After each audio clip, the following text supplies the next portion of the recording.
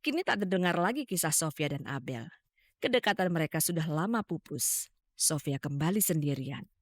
Kadang ia teringat kebersamaannya dengan Indra Lesmana dulu. Kebersamaan yang penuh gairah karena di sana ada cinta dan kerja. Mmm, apa yang diingat? Apa? Ya ini kita punya anak gitu, tapi ya janganlah, Indra udah punya keluarga. Saya sangat menghargai.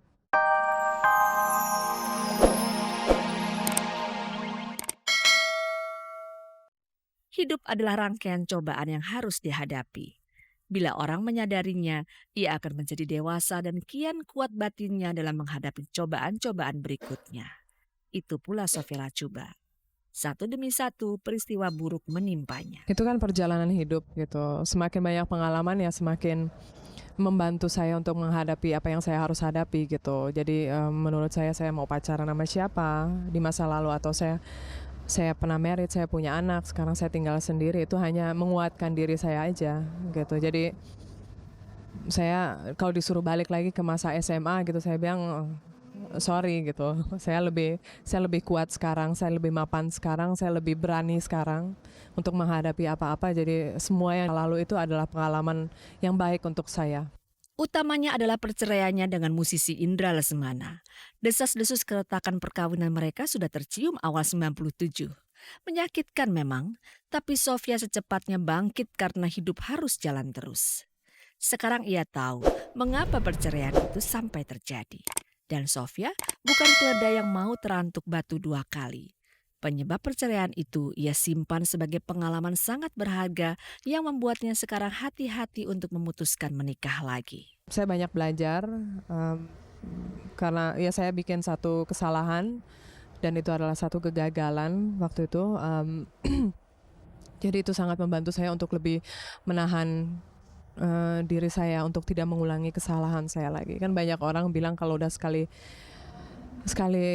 pisah atau sekali cerai, kemungkinan untuk terjadi 2 kali, 3 kali, 4 kali itu besar gitu kan. Padahal kita hanya bisa belajar.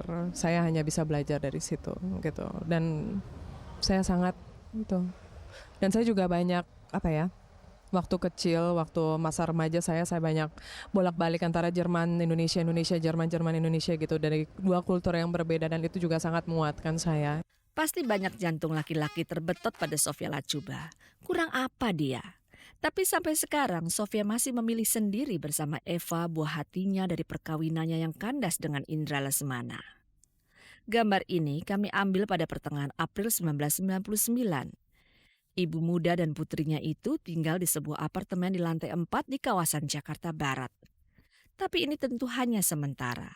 Suatu hari nanti, cepat atau lambat, akan ada laki-laki lain bersamanya. Sofia tahu kodratnya. Yang pasti saya nggak mau meninggal sendirian gitu. Saya nggak mau meninggal di mana tidak ada orang di samping saya gitu. Ya nomor satu. Yang kedua, saya mau punya anak-anak lagi. Saya pengen melahirkan lagi. Saya mau suatu saat nanti. Ucapan barusan adalah cermin gairah Sofia pada hidup. Ia tidak mau sendirian sebagaimana Tuhan menciptakan kehidupan ini tanpa kesunyian. Awal Oktober 1999 sudah 6 bulan Sofia mencoba menjalin cinta dengan pembuat video klip terkenal Dimas Jayadiningrat. Ya ginilah seperti yang Anda lihat. Ya gini, cukup dekat memang. Itulah jawaban pendek-pendek Sofia Lacuba, tapi di dalamnya terkandung harapan hubungannya dengan Dimas semakin kental. Mudah-mudahan, doain aja. Tapi usia pacaran itu ternyata hanya bertahan 7 bulan. Akhir November 99, kami mendengar Sofia dan Dimas sudah putus. Ya namanya juga orang kalau lagi pacaran kan memang serius gitu, bukannya karena kita nggak mau memproklamirkan karena nggak serius gitu. Cuma ya kalau emang udah bubar jalan ya udah. Komunikasi yang sangat buruk. Begitulah alasan yang membuat bubar pacaran Sofia dan Dimas Jayadiningrat.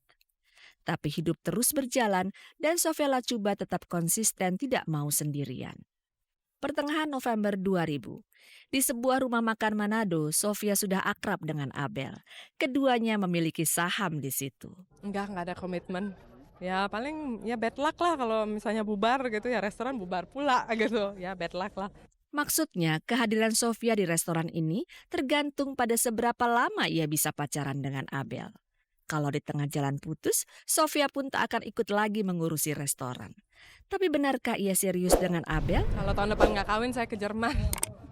Kenapa ke Jerman? Saya mau ini aja, pindah lagi. Cari cowok Jerman. Ya. Cari cowok Jerman. Enggak, saya bercanda. Enggak ada target. Nggak ada target. Toh juga kalau disuruh kawin sekarang nggak bisa lah, banyak kerjaan. Kini tak terdengar lagi kisah Sofia dan Abel. Kedekatan mereka sudah lama pupus. Sofia kembali sendirian. Kadang ia teringat kebersamaannya dengan Indra Lesmana dulu. Kebersamaan yang penuh gairah karena di sana ada cinta dan kerja. Apa yang diingat? Apa? Ya ini kita punya anak gitu. Tapi ya janganlah, Indra udah punya keluarga. Saya sangat menghargai keluarga barunya Indra gitu. Jadi untuk membicarakan apa yang saya ingat dari itu nggak boleh. Itu berarti saya tidak menghargai gitu. Yang saya ingat ya kita dulu adalah tim kerja yang bagus gitu. Sewaktu kita masih sama-sama kerja di studio gitu. Dan saya yakin bukan hanya saya yang tahu merasa itu. Semua orang yang bekerja sama-sama Indra mempunyai pengalaman itu gitu. Pengalaman tidak terlupakan kerja dengan Indra gitu. Karena dia adalah ya seorang jenius di bidangnya. Masa lalu yang indah, tapi juga masa depan yang tak kurang indah. Sebab Sofia Latjuba adalah sosok yang menjalani hidup dengan penuh kesadaran. Sosok seperti inilah yang selalu bisa memaknai suka dan duka yang hadir dalam kehidupannya. Segalanya memang indah kalau hidup ini kita terima apa adanya. Pemirsa, Anda masih bersama Kabar-Kabar Minggu. Dan berikut ini simaklah sebuah sajian yang telah kami pilih. Belum punya pacar. Kalau betul yang dikatakan Harry de Vries, maka tahun ini adalah untuk kesekian kalinya Harry de Vries datang sendirian ke Natal keluarga. Ya yang namanya rencana sih ada ya Mas ya, untuk berkeluarga gitu ya. Cuman belum ketemu jodohnya. Belum ada yang menyangkutkan diri. Nggak mau terlalu ngoyo gitu ya, dan berarti istilah katanya nih ibaratnya jelek-jeleknya ya dijodohin juga ayo dah gitu loh, ngerti nggak sih? Apa boleh buat, Natal bersama keluarga harus ia hadiri. Karena anak kedua dari 4 bersaudara ini selalu menganggap Natal punya arti besar. Biasanya setiap Natal saya ada kayak merewind atau mengulang kembali apa yang terjadi selama 1 tahun. Itu udah jadi kebiasaan atau tradisi ya di keluargaku. 5 tahun belakangan, pria usia 34 tahun ini mengaku suka mempertanyakan banyak hal termasuk perihal perjodohan dengan teman-teman dekatnya. Aku sempat tanya ke salah satu, lu dapet aja lu, nyari lagi gitu. Jadi ada yang bilang gue, ya nyari lagi lu, makanya jangan diam aja lu katanya gitu. Oh nyari? Ya nyari lu, lu yang mau dicari, gile lu katanya. Beratkah syarat untuk menjadi istri Harry de Vries? Pinter masak. Kedua, ini yang sulit nih, mau ngertiin dalam arti ya itu jadwal maksudnya kan ada tuh kan yang kamu mesti pulang jam kita kayaknya nih waktunya mesti agak dilonggarin banget, selonggar-longgarnya. Ketiga, sedap dipandang mata dong. Kalau pinter juga jangan Mas, ntar kita repot lagi. Banyak maunya gue. Lihat gaya Harry, membicarakan masalah serius pun tetap dengan menyelipkan humor. Harry memang lucu, bukan hanya karena badannya yang punya berat 96 kg, tetapi sejak kecil Harry memang doyan ngebanyol, memulai dengan menirukan gaya rumpi tante-tante yang datang ke rumah. Jeng gitu, itu aku dengerin. Ih, aneh ya gitu, ada something aneh kan Mas, enggak, buat aku saat itu ya. Jeng tahu nggak, Bu ini kan sekarang beli ini lagi loh, gitu. Padahal kan dia kan masih punya cicilan ini. Kemudian berkembang ketika bergabung dengan Suara Mahardika pada tahun 1985. Pada saat itulah Harry menyadari yang lucu itu bisa laku kalau dikemas dengan bagus. Dan semua itu tercapai melalui lenong rumpi yang dikawalnya mulai dari kafe sampai di televisi. Lenong rumpi ibaratnya kan emang awal dari semuanya deh. Dalam artian ya buat saya pribadi itu benar-benar suatu awal yang awal lah.